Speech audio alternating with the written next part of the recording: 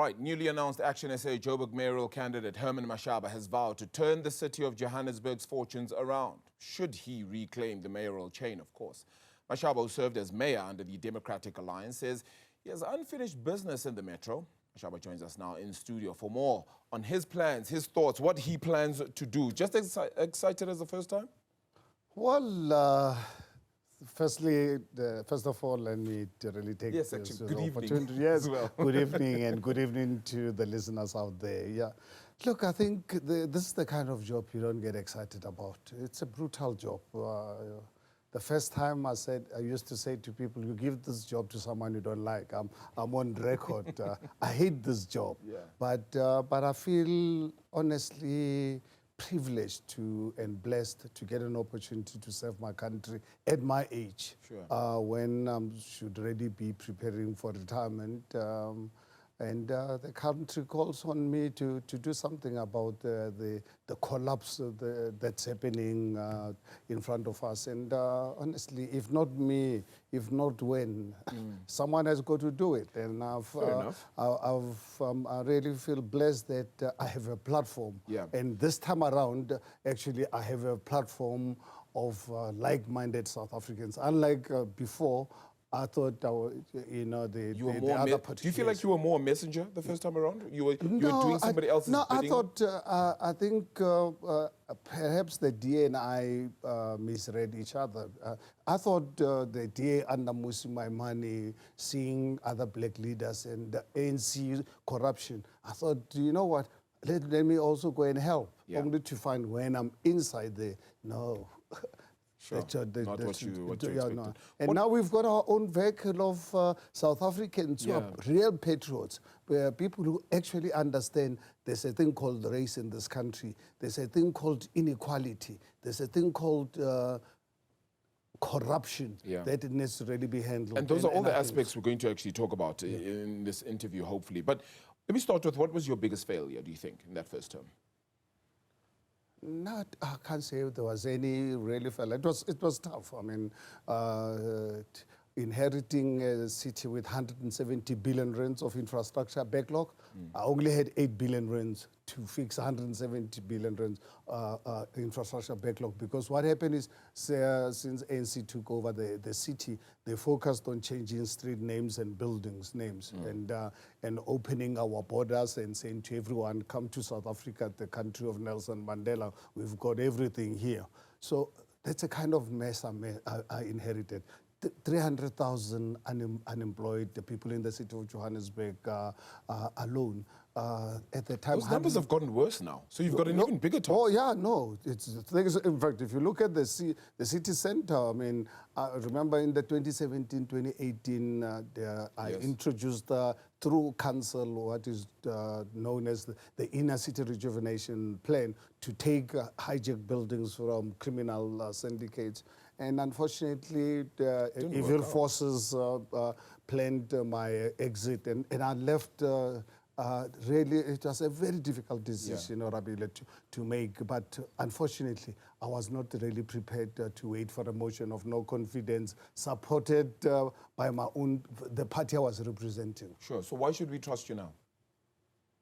Well, the Trust ActionSA, it's a vehicle, as I said to you. This is a vehicle for South Africans. We fight for, we put our people first before anything else. And we don't want to live side by side with poverty. We're not happy to see the living conditions of our people in Alexander, Soweto, and other areas. We're not happy about that. We're not happy with the infrastructure here in Randburg collapsing. Massive buildings coming through, but at the same time, you don't upgrade your infrastructure, your water, sewer, electricity infrastructure. So I think these are issues that this time around, I come back with experience. Sure. Remember, in 2016, I went completely blank. I didn't even know where the mayor's offices were. I had no idea. People think I'm joking. When I took over that job, I had no idea what the mayor does. I get into council, they tell me I'm the leader of council and so forth. So I had to learn. So this time I'm going there experience. I'm going there with the inner city rejuvenation plan. When you, as the people of Johannesburg, give me the mandate, one of the first things I'm going to ask the officials, I want that report back to serve into council so that we can actually restart that inner city rejuvenation plan. How do you restart it with no money, though? Because the council itself is struggling financially. As you said, debt that had been there since 2019 when you left office is still there right now, if not more. Oh, no, it's getting worse. Nowhere. So how do you do all of this without that money? Well, remember when I left, it's on record, when I took over the city in terms of revenue collection, more especially in 2019, last year when I served, every year, every month, we used to have record-breaking revenue collection. You know why? Because a lot of illegal connections that we corrected. You know how many offices, buildings, houses were taken off the city's billing? So people were not really paying rates or anything. Through corruption activities, these properties were taken off the system. And unfortunately, when I left, ANC brought back those cadres that are fired. Because when I came in, I wanted to establish a professional public service, and by the time I left, that machine was already working. The city was on a recovery plan. I was working with the residents of the city of Johannesburg every month, running a project called RSABC, cleaning the city ourselves. In the 3 years, managed to get 2 billion rands. I removed from what I used to call vanity projects, things like newspapers, people getting newspapers, the full bouquet of TV services, international travels. I cut all that nonsense. Had 2 billion rands, I realized. When I took over office at the time, expenditure on infrastructure was sitting at 51%, at 58%. When I left, the records are there with the AG. Our expenditure on infrastructure had gone up to 71%. So we are on a great trajectory. Unfortunately, dark forces. Would that be your biggest spend if you were to come into office this time? Infrastructure again? Oh yeah, no, without any doubt. We can't afford to really have people not having water in a country where we've been lucky, South Africa, the last few years, having massive rains. Our dams are overflowing, but our taps are dry. You know why our taps are dry? Because of corruption, because of lack of commitment. Also, more importantly, is that infrastructure. Maintaining existing one, building new infrastructure. You know, in some of the areas, I can just give you an example of the estate where I live. Yes. That whole property in the past used to be owned by one person. Today, it's got 18 houses, 17 houses. But now the infrastructure from the city is still the infrastructure that used to supply one person. So you can imagine. So this government, unfortunately, messed up things. But when I left in the 2018-2019 budget, you look at, I was spent on putting new water pipes, new Let's speak about water a little bit more, if you will. You've suggested collapsing entities like City Power and Joburg Water into the city. Absolutely. Back into the city. Absolutely. Why would that work? Well, it's more admin than for you. Yes, no. I'm talking now. This time, I'm coming out with experience. You know, those entities were created to provide employment opportunities and corruption for the cadres. You can imagine. I'm the mayor of the city of Johannesburg. Sure. I get a query. People don't have water. Now I've got to go through the city manager. The city manager must go through the chairperson of the board. Yeah. And whereas if I collapse Joburg Water or City Power, they report directly to the city manager. Would you have the power to do this? Would you have the power to do this? Sorry. Yeah, no. We'll change it through council. Okay. I can tell you, as soon as people of Johannesburg give me the mandate, I can tell you immediately the first or the second council sitting, I'm going to be presenting a report to collapse these entities. You can't just obviously sitting from your office decide to do this. To collapse this, it's a process. You are given the loss of our country allows you to put up your own structure, but you've got a year after taking over. So this time I'm going to move very fast. I tried to do it the last time. You know what the cadres did to me? Advertised the process at the last minute without the city manager knowing, change some aspects of the tender, and unfortunately the whole thing had to collapse. And I knew right at the end, so I had no chance to correct it. So that's why this time I want to assure the residents of the city of Johannesburg, this time around I'm coming back with experience. The first, I can tell you, the first or the second sitting of council, I'm guaranteeing you the residents, I'm going to make sure that I bring a report to collapse this within the next, within the first 6 months or so. I don't want to really take chances because that's a priority. Because I cannot afford to waste time going through boards that are there, not really serving any purpose. Yeah. Those boards don't add any value or whatsoever, I can tell you that. And that money that's paying board fees can go into service delivery. You might be at the behest, however, of party politics, because coalitions seem to be what might be in play across the country. And you might be at the behest of that too, which means that you're going to have to try and govern in and amongst a lot of parties also being involved. Orabile, I managed a coalition which was very, very difficult at the time. But it's also what got you out. No, let me tell you what happened. You remember a few days before I was elected as the mayor, EFF had a press conference in Alexander, saying to the DA, remove this capitalist called Mashaba because they didn't really trust me. But they ended up, obviously, voting with me and created a great relationship with the most supportive of all my coalition partners. My own party, the DA, was the most difficult because they could not understand why all of a sudden DA must look after poor black communities. And I wanted to look after everyone. And this time around, fortunate enough, I'm accountable to my party. And I know the party I represent, poor people are our priority. Not that the others are not, but one thing for sure is that we are not really prepared to live side by side with poverty. We understand and appreciate the fact that people of Alexander are not in Alexander because they want to live in Alexander. They live in Alexander under the current conditions because they've got a very uncaring government. So maybe let's just make the conditions in Alexander better as well.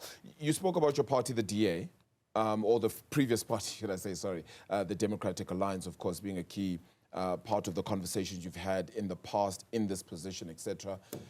And I know you've previously said that Helen Zille, you think, is basically a walkover for you as you head towards the local government elections here. How so? Why? Why would this be any different? I mean, she's well-versed in politics too. She's very well-versed in the space. Why would you be able to beat her out? Well, fortunate enough, if I look at the voting bloc in Johannesburg and as compared to Cape Town, I've got an advantage. I've got advantage of the voting bloc that's very, very, very much aware of governance in the Western Cape.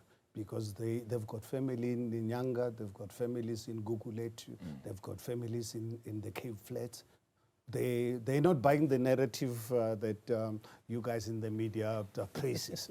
they're not buying that nonsense. You think we so they know. Oh yeah, no, a big number of the media people. Helen is a darling.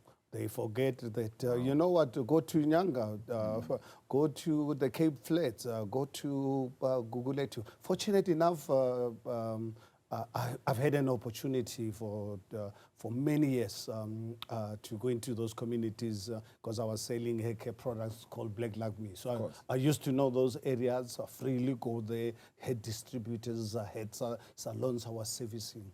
Today, I go to Khayelitsha.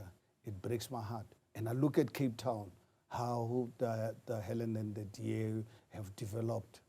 Right now, they've just come out with a budget of what, 114 million rands to hide the poor people. Instead of using that 114 million rands or whatever to give dignity to our people. Sure. So our people are watching all this. So fortunately enough, the voting bloc in Johannesburg, it's completely different. These are people with the knowledge. They might not, some people might think that they don't have a voice. I can tell you as ActionSA, we are going to focus on ensuring that this poor head communities must come out and vote in their numbers so that we can give them dignity. I would be remiss if I didn't ask you about these last two factors, and it's not just necessarily about your own leadership, but also Ekurhuleni.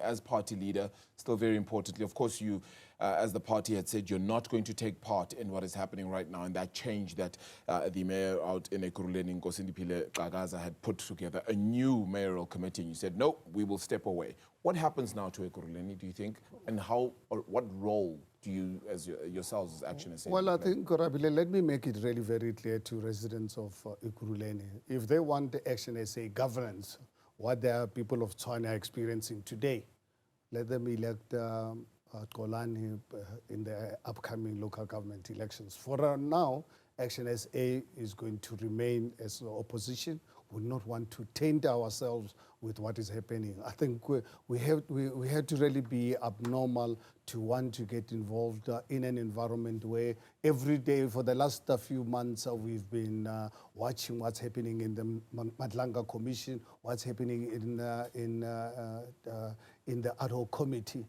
I mean, Ekurhuleni, it's a crime. Ekurhuleni municipality, it's a crime scene. So how can we be stupid? 10, 12 months to elections, we must embroil ourselves into this. So I think I just want to make it clear to residents of Ekurhuleni, we tried after 2021 elections to put the DA into power. Yeah. Remember, I engineered that move to put a DA into Ekurhuleni, Tshwane, and Johannesburg. But unfortunately, the DA decided to collapse all these administrations because they've always been, I don't know why, DA is so obsessed in wanting ANC to govern. That's why they're protecting them even in the GNU. When people rejected the ANC, they've put them back into power. Wow, interesting. The same candidate that you make note of, though, Xolani Khumalo, has been, a complaint has been lodged against him now at the municipality's Ethics and Integrity Committee. As well. So there's still that in play. How do you deal with, with that situation? Let me tell you, the very same person who laid a complaint with the ethics against Xolani, it's the very same person who using state resources to getting involved in shenanigans. So I think for us, as ActionSA, you have proof of that? Because those are allegations. No, it's in the public domain. When people died, he was involved with the blue lights and all that. These are all in the public domain. So I think for us, that Xolani's matter happened outside council. For us as ActionSA, we know Xolani because of his fight against international drug syndicates, working with some of our people, including law enforcement agencies. He will always be a target. But fortunately enough, we are aware about this and we're fully behind him. Well, that's all the time I have, unfortunately, but I have so many other questions. So I've got all the time in the world. Whether you are mayor or not, right? Whether you become mayor or not, let's continue to speak, please. Okay. It would be absolutely great to join you, to have you here in studio. Really appreciate you joining us as well. Your candor in this conversation, very important as well, to get a sense for everybody in Joburg to understand exactly the person that they might want to put into those mayoral chains later this year. That's Herman Mashaba, the leader of ActionSA, but also the new Joburg mayoral candidate for ActionSA.